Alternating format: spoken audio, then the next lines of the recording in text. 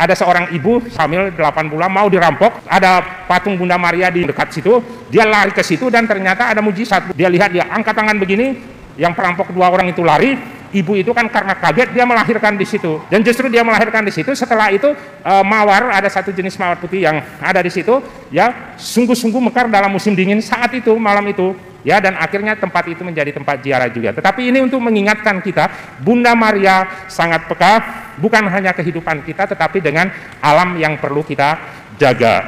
Oleh karena itu, kita bersyukur pada Tuhan atas novena ini, ya. Dan novena ini mungkin perlu saya singgung juga bahwa asal semua, induk semua novena adalah dari novena Roh Kudus. Ya, makanya dulu juga kita perlu menjaga itu, bahwa setelah kenaikan sampai Roh Kudus turun itu 9 hari, justru novena Roh Kudus itulah yang menjadi inti sampai ada novena Bunda Maria, ada novena Santo Santa yang lain.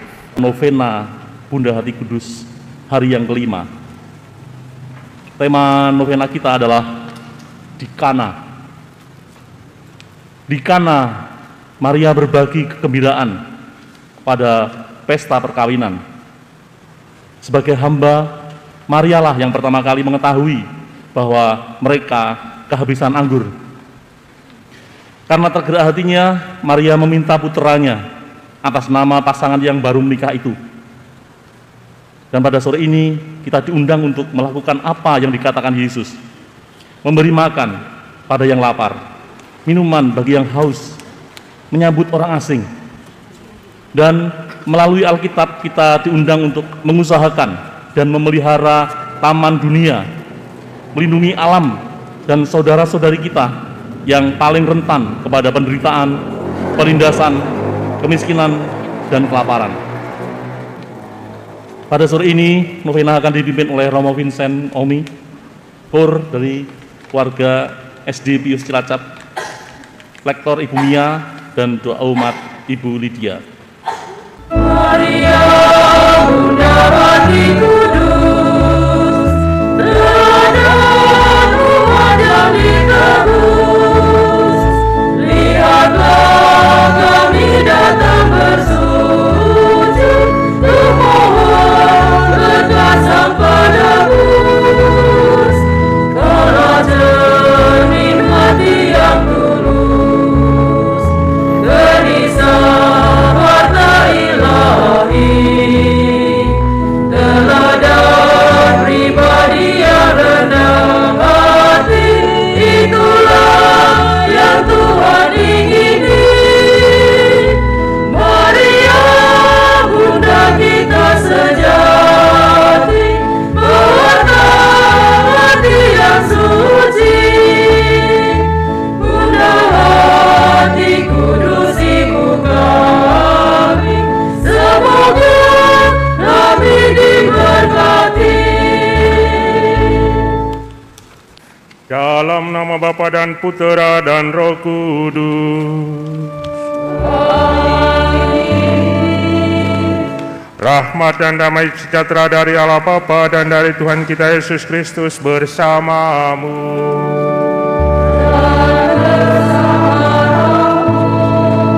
Selamat sore berkah dalam. Jadi para suster PBHK, Bapak Ibu, Saudara-saudari, semua yang terkasih dalam Tuhan kita Yesus Kristus, hari ini kita masuk dalam novena kelima persiapan Hari Raya Bunda Hati Kudus, dan tema besar kita hari ini adalah Laudato Si, ya, tentang pemeliharaan rumah kita bersama bumi. Dan kita melihat bahwa yang mau kita belajar dari Bunda Maria adalah kepekaan di Kana, ya, kepekaan iman Maria, dan itulah yang harus kita pelajari. Makanya kita bersyukur pada Tuhan dengan Bunda Maria. Mungkin bagi banyak orang Bunda Maria itu menjadi penghalang mereka untuk bertemu dengan Tuhan Yesus. Tetapi bagi kita orang Katolik, justru Bunda Maria menjadi jalan kita sampai kepada Tuhan Yesus. Ya, dan itulah yang perlu kita renungkan. Lalu juga kita perlu melihat bahwa tema ini mengingatkan kita, ya, tentang kerusakan bumi, dan di Indonesia boleh dikatakan salah satu sungai yang paling terpolusi di dunia, paling ya nomor satu lah boleh dikatakan. Ya, salah satunya itu ada di sini, yaitu Kali Serayu, Sungai Serayu. Itu menurut jurnal ilmiah yang saya temukan itu memang sungai yang paling terkena polusi plastik, ya, sampah plastik dan lain-lain. Jadi berarti novena ini mengingatkan kita bahwa kita semua ini bertanggung jawab menjaga rumah kita bersama yang namanya bumi. Ini tidak hanya kita sebagai manusia yang menghuni, tetapi juga termasuk ikan, termasuk tanaman, ya, semua makhluk di bumi ini saling menunjang satu sama lain. Oleh karena itu, marilah pada sore hari ini, kesempatan yang baik ini, kita terlebih dahulu menyadari diri kita bahwa masing-masing kita juga punya sumbangan terhadap kerusakan bumi ini. Maka mari kita mohon ampun terlebih dahulu atas segala kekurangan dan dosa-dosa kita itu.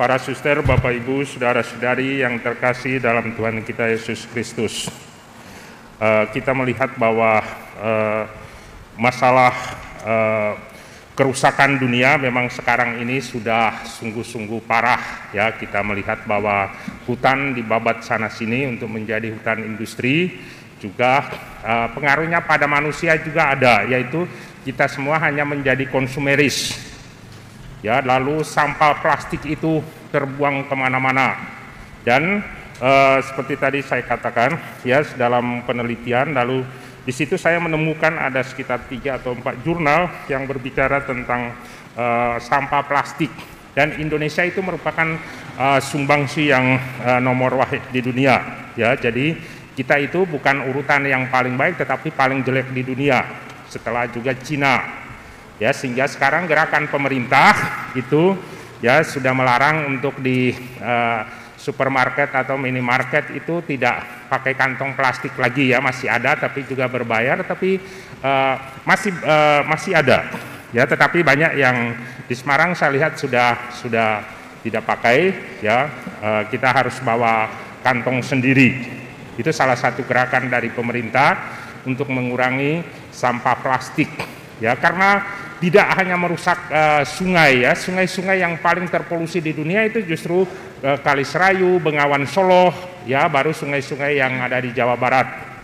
Dan itu memberikan hal pengaruh yang tidak baik, dan itu kalau terbawa ke laut dimakan ikan kelas kakap besar-besar, yang ikan air laut dalam, ya. Dan itu kalau kita konsumsi pun itu akan merusak kesehatan kita.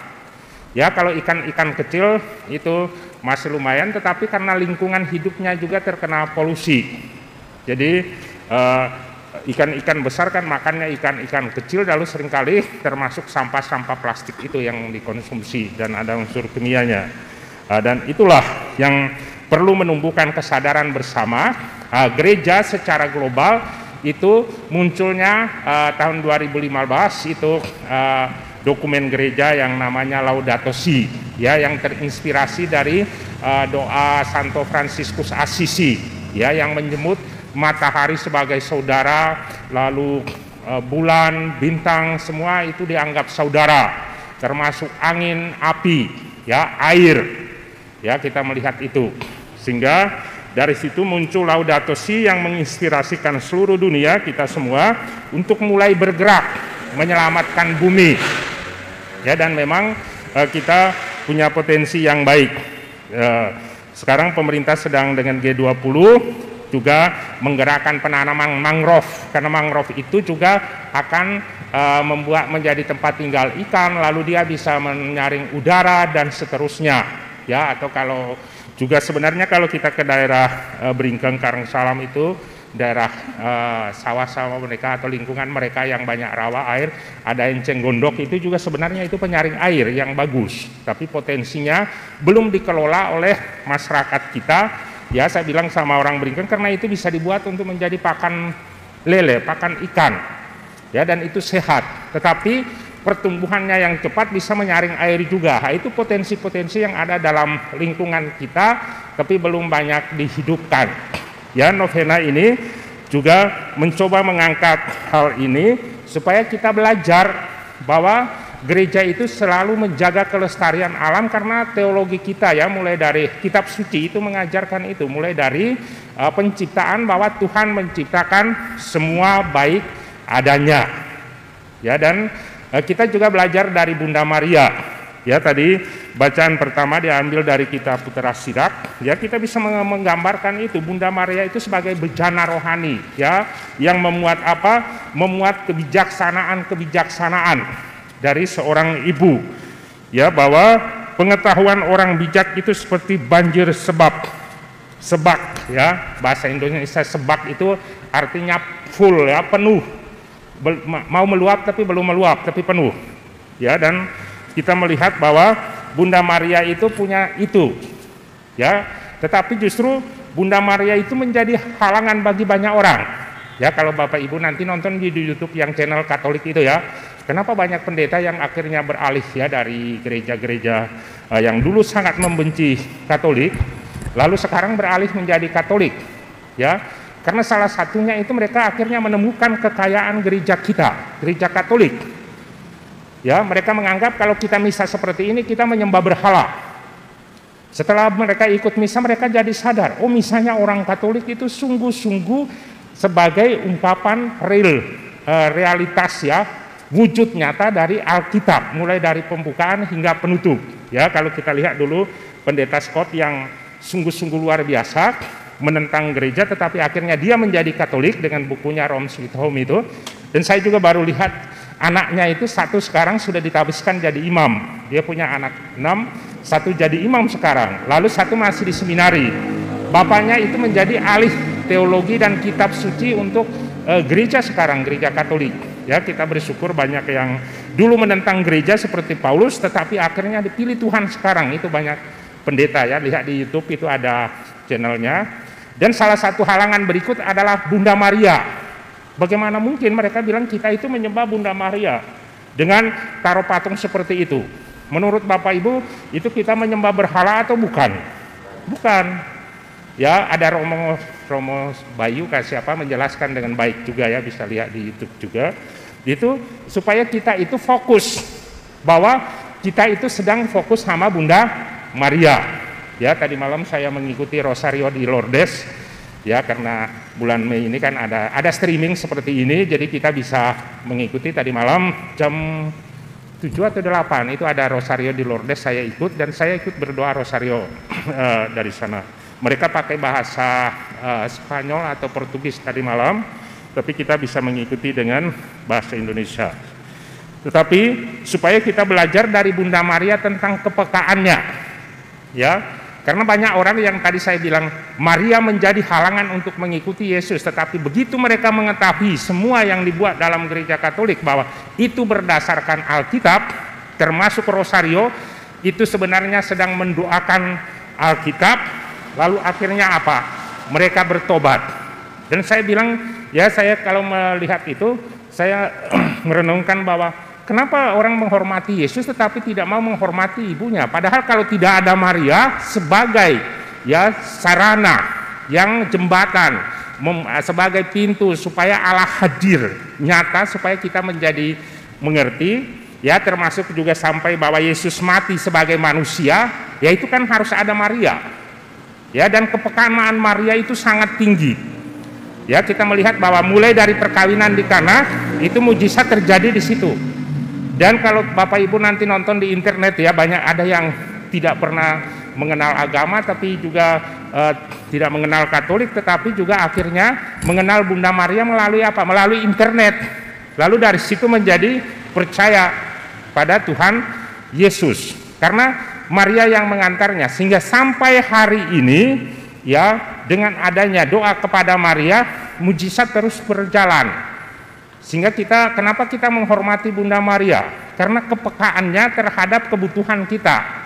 Ya, bukan apa yang kita inginkan atau yang kita maui, tetapi apa yang kita butuhkan sebagai anak-anak Allah, dan dia mau memberikan itu. Oleh karena itu, ya, dengan novena-novena seperti ini, untuk mengingatkan kita bahwa dari Maria kita sampai kepada Yesus, lalu kepekaan Maria ini tidak hanya untuk menjaga kita, tetapi juga menjaga lingkungan. Ya, banyak orang protes, kenapa kok Bunda Maria kok ditaruh di gua-gua? Ya, memang salah ya Bunda Maria ditaruh di gua. Kan tidak salah, karena memang ada sejarah-sejarahnya ya, yaitu Bunda Maria seperti di Lourdes kan menampakkan diri di gua. Ya, kalau di Fatima itu di alam terbuka, di atas pohon. Lalu kalau di Lourdes memang 18 kali Bunda Maria menampakkan diri di gua yang sekarang ditempatkan patung Bunda Maria itu. Ya, dan itu juga kita melihat waktu Bernadette disuruh menggali air, dan air itu sekarang menyembuhkan berbagai macam orang di seluruh dunia. Air Lourdes itu. Ya, untuk menunjukkan kepada kita bahwa sumber-sumber alam ini ya perlu kita jaga, kita pelihara ya, sehingga akan memberikan kehidupan kepada kita. Lalu Laudato Si juga mengingatkan kita ya, bahwa kalau kita sebut Bunda Maria sebagai ibu kehidupan ya, bunda kita yang memberi kehidupan karena mendatangkan Tuhan Yesus. Ya, lalu bumi yang kita huni ini juga menjadi ibu kita. Ya, karena kalau bumi ini bukan ibu kita, lalu siapa yang memberi kita makan? Siapa yang memberi kita minum? Ya, bumi. Ya, kalau bumi itu tidak dipelihara dengan baik, dia tidak akan menghasilkan hasil yang baik. Dan itu sudah disadari sejak nenek moyang kita. Kenapa ada budaya sedekah bumi? Ya, supaya kita itu berterima kasih kepada bumi. Itu sebenarnya filosofinya, bukan soal kelenikan atau apa. Itu sebenarnya nenek moyang itu sudah percaya pada Allah, dan mereka mengungkapkan salah satunya itu melalui sedekah bumi itu untuk menjaga kelestarian. Dan kepekaan ini sekarang hilang. Kalau dulu para petani kalau mau tanam dia sudah tahu musim hujan akan datang, matahari sudah bergerak dari utara ke selatan, dia sudah sampai di mana. Ya, kalau di kampung saya biasanya di depan kampung kan ada bukit, ada gunung. Jadi kalau matahari sudah sampai di sini, ya begitu hujan pertama orang langsung tanam karena mereka sudah tahu bahwa itu musim hujan sudah akan tiba. Ya, dengan tanda matahari. Tapi sekarang suasananya alamnya sudah berubah. Jadi walaupun pergerakan matahari sudah sampai di situ, tapi hujan belum turun, atau begitu hujan turun tanam nanti kering lagi. Ya, karena apa? Kita sudah merusak bumi dengan segala tatanannya. Termasuk juga kita melihat bahwa karena hutan banyak yang ditebang dan lain sebagainya. Lalu sekarang ini muncul COVID juga. COVID ini juga menjadi salah satu peringatan bagi kita. Ya, kalau dulu ada epidemi satu penyakit itu lebih banyak bisa terlokalisir karena pergerakan orang itu lebih lamban ya, paling tidak hanya melalui laut. Kalau sekarang kan dan darat. Sekarang itu laut, darat, udara, semuanya cepat. Jadi begitu di Cina di lockdown, ya sudah dikunci di sana, toh masih tetap sampai di seluruh dunia juga. Ya, dan itu juga mengingatkan kita bahwa COVID ini juga makhluk hidup yang diciptakan oleh Tuhan, dan kita diberi kesempatan untuk bisa hidup. Ya, kita sedang masuk ke new normal dengan endemi nanti. Itu sebenarnya kita nanti akan tetap hidup berdampingan dengan alam. Jadi misalnya pakai masker. Sebenarnya orang Cilacap memang ada pandemi atau tidak, mungkin kita harus lebih baik tetap pakai masker. Karena apa? Polusi Pertamina, polusi dari semen, polusi dari PLTU itu sangat tinggi. Ya, coba lihat di lemari buku atau apa di kamar kita kan, kalau tidak pernah dilap, begitu kita lap, oh hitam. Nah, ini salah satu bentuk kerusakan lingkungan, dan kita diajarkan untuk mulai sekarang peka terhadap lingkungan, dan kita tetap belajar dari Bunda Maria. Bunda Maria itu ya, kalau kita melihat mungkin ibu-ibu atau kita seringkali mengeluh tentang kesusahan hidup kita, ekonomi kita dan lain sebagainya. Mungkin dulu Bunda Maria lebih susah lagi ya. Waktu dia hamil tuh harus jalan dari Nazaret ke Bethlehem. Ya, sekarang kalau orang ziarah sih naik bis jadi enak. Tapi dulu Bunda Maria naik keledai sampai ke Gunung Karmel, sampai ya naik turun gunung sampai ke Yerusalem. Lalu coba bayangkan harus ke Mesir. Ya, saya tidak bisa membayangkan mereka bisa jalan, ya katanya sih jalan yang paling singkat dulu itu 7 hari 7 malam, tetapi kalau melewat padang gurun seperti itu, ya seperti apa? Ya, karena alam dengan segala keganasannya, ya bisa juga menjadi baik ya. Sebenarnya alam itu kalau diperlakukan dengan baik, dia juga akan memberikan hasil yang baik kepada kita. Ya, karena kita sering menyebut ibu bumi atau ibu pertiwi ya, istilah Indonesianya ya, bahwa ibu pertiwi ini akan tetap memberi kehidupan yang baik kepada kita. Tapi yang menjadi masalah itu kita tidak memeliharanya dengan baik. Dan gereja punya ajaran itu, yaitu Laudato Si. Ya, kemarin saya agak saya lihat kita punya kegiatan baik, tapi seringkali banyak orang masyarakat itu tidak tahu bahwa gereja sedang menggalakkan itu ya, Hari Bumi dan lain sebagainya. Dan saya lihat ada satu poster yang mungkin kemarin dipakai untuk pelatihan atau apa ya, ditempel di belakang. Lalu saya bilang, kenapa tidak ditaruh agak di depan supaya masyarakat bisa baca juga ya? Ya, maksudnya apa? Itulah salah satu bentuk pewartaan kita ya, yang ditaruh di sudut ini, di sebelah sini, di belakang situ. Tapi saya melihat bahwa gerakan kita itu baik, tapi seringkali sebatas di dalam gereja. Jadi sekarang ibu-ibu dan lain sebagainya di RT RW mulailah kita bergerak di situ. Apa yang bisa kita buat? Ya, minimal kita mengurangi sampah-sampah yang membuat bumi ini menjadi lebih berat atau lebih rusak.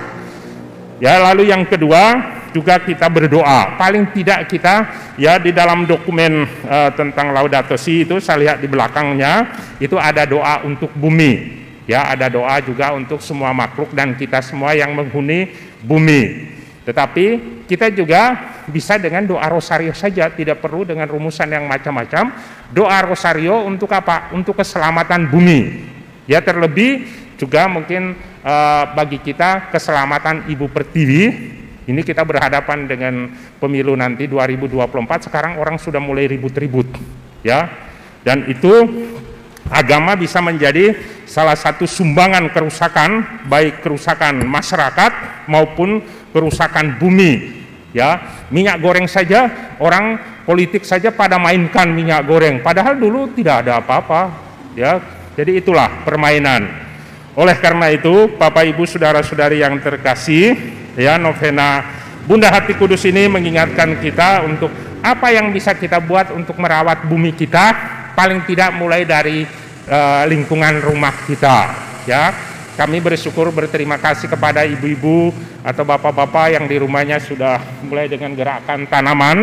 Ya, di gereja kita juga sejak beberapa tahun terakhir ini lebih menghias gerejanya dengan kembang-kembang yang kita tanam sendiri, ya, daun-daun yang hidup. Karena seringkali dulu waktu aku datang pertama di sini, ya, itu DPP-nya bilang ya hias gereja dengan bunga plastik. Dan itu sebenarnya dari segi liturgi itu tidak punya apa-apa karena bunga plastik kan ciptaan manusia. Tapi kalau kita pakai bunga hidup seperti ini, walaupun sederhana seperti ini, tetapi dia juga memuji Tuhan. Ya, Fransiskus Assisi menyebutnya sebagai saudara-saudari. Dan kalau Bapak Ibu piara di rumah, ya dia juga akan membuat keindahan di rumah, tetapi juga membuat suasana hati kita menjadi lebih baik, kita menjadi lebih peka. Ya, jadi kalau lihat di susteran atau seperti ini di gereja, kenapa kita menghias Bunda Maria dengan pot-pot, dengan apa? Itu hal-hal kecil. Ya, tapi sebenarnya memberi makna yang mendalam bahwa semua makhluk sedang memuji Tuhan, ya, termasuk bunga-bunga. Kenapa penampakan Bunda Maria di Guadalupe, ya, itu ditandai dengan bunga mawar, ya, bunga mawar yang mekar bukan pada musimnya. Dan itulah setelah itu berubah menjadi gambar. Ataupun di Itali, di ada satu tempat juga ada seorang ibu yang mau dirampok, ibu hamil 8 bulan mau dirampok. Ada patung Bunda Maria di kota mereka itu, ada Bunda Maria yang dekat situ. Dia lari ke situ dan ternyata ada mujizat. Bunda Maria itu dia lihat, dia angkat tangan begini, yang perampok 2 orang itu lari. Ibu itu kan karena kaget dia melahirkan di situ, ya. Dan justru dia melahirkan di situ. Setelah itu mawar, ada satu jenis mawar putih yang ada di situ, ya, sungguh-sungguh mekar dalam musim dingin saat itu, malam itu. Ya, dan akhirnya tempat itu menjadi tempat ziarah juga. Tetapi ini untuk mengingatkan kita, Bunda Maria sangat peka, bukan hanya kehidupan kita, tetapi dengan alam yang perlu kita jaga. Oleh karena itu, kita bersyukur pada Tuhan atas novena ini, ya. Dan novena ini mungkin perlu saya singgung juga bahwa asal semua, induk semua novena adalah dari novena Roh Kudus. Ya, makanya dulu juga kita perlu menjaga itu, bahwa setelah kenaikan sampai Roh Kudus turun itu 9 hari, justru novena Roh Kudus itulah yang menjadi inti sampai ada novena Bunda Maria, ada novena Santo Santa yang lain. Oleh karena itu, terima kasih Tuhan atas juga spiritualitas yang keberikan kepada kongregasi PBHK, ya, dan juga kongregasi-kongregasi yang berlindung pada Bunda Maria, sehingga kita semua dapat belajar tentang kepekaan terhadap sesama dan alam lingkungan kita melalui novena-novena seperti ini. Untuk itu kita sama-sama berdiri untuk atau mungkin kita lebih baik duduk dulu untuk merenungkan refleksi atas novena Bunda Hati Kudus ini. Marilah mewartakan misteri iman kita. Setiap kali kami makan roti ini dan minum dari piala ini, wafat-Mu Tuhan kami wartakan hingga Engkau datang. Terima kasih, kami juga berterima kasih kepada semua petugas. Terima kasih juga untuk para suster yang dengan novena ini membantu kita untuk berdevosi kepada Bunda Maria, ya, dan juga ini bulan Maria juga supaya kita jangan lupa berdoa rosario, ya, karena rosario ini di beberapa tempat di dunia sekarang, mulai dari Polandia itu ada bapak-bapak yang punya gerakan doa rosario di jalan-jalan, karena para bapak itu menyadari bahwa kerusakan bumi dan dunia dan macam-macam dalam keluarga itu dimulai dari bapak-bapak juga, bukan dari ibu-ibu. Ya, itu nanti bisa diikuti, tetapi supaya kita menjadi sadar bahwa kekuatan doa rosario itu kuat. Terima kasih untuk semuanya dan kita mohon berkat untuk dari Tuhan. Tuhan bersamamu.